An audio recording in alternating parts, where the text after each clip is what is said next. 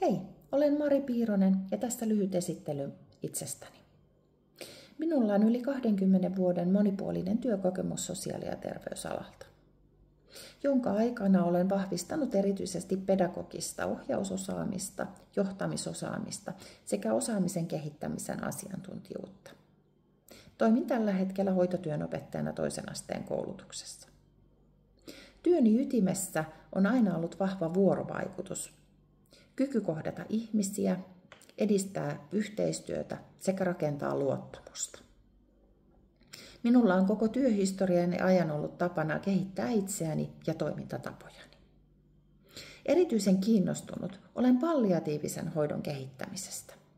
Näen siinä merkittäviä mahdollisuuksia niin palveluiden laadun parantamiseen kuin koulutukselliseen ja liiketoiminnalliseen kehittämiseen. Uskon, että kohdennetut koulutukset ja tiivis työelämäyhteistyö toisen asteen koulutuksessa voivat vastata alan todellisiin tarpeisiin.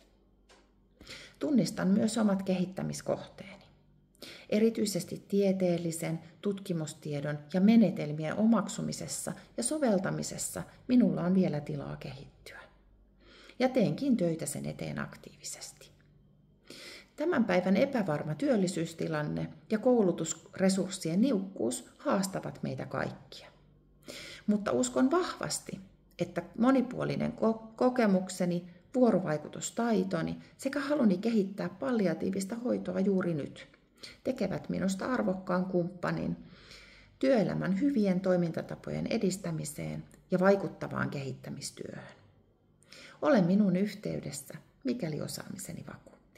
Kiitos.